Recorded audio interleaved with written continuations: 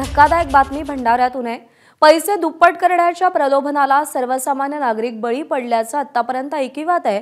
मात्र भंडाऱ्यात चक्क ॲक्सिस बँकेचा मॅनेजरच दाम दुप्पट करण्याच्या आमिषाला बळी पडला आणि त्याने चक्क बँकच लुटली।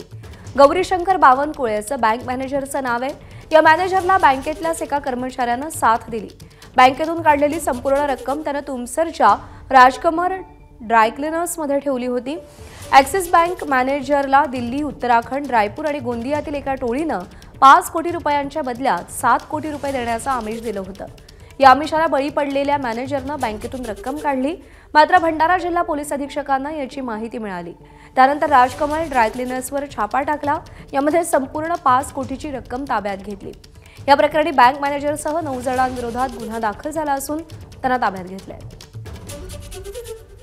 एक माहिती मिळाली होती की असे एक लॉन्ड्रीमध्ये कॅश आहे। त्या माहिती आम्ही आमची एटीबी आणि एलसीबीची टीमला दिली। टीमनी जाऊन तिथे त्या ठिकाणी रेड केली तर एक लॉन्ड्रीमध्ये 5 कोटीच्या कॅश मिळाला, जे आपल्या समोर आहे। नंतर याच्यावर आणखी तपास केले तर असं माहिती मिळाली की एक प्रायव्हेट बँक याचा बँक मॅनेजर याच्यामध्ये इन्व्हॉल्व होता। काही क्रिमिनलनी या बँक मॅनेजर सोबत असा प्रॉमिस केला होता की 5 कोटी ऐवजी तुम्ही 5 कोटी कॅश द्या, आम्ही आपल्याला 7 कोटी रुपये परत करून देतो। तर यांनी या बँकचे मॅनेजरनी कोणत्याही प्रकारच्या आरटीजीएस ना घेता बँकेचे 5 कोटी बाहेर काढले आणि ते आरटीजीएसच्या वेट करत होता। आणि वेट करताना, वाट पाहताना आमची टीमला माहिती मिळाली आणि आमची टीमनी हे कारवाई केली।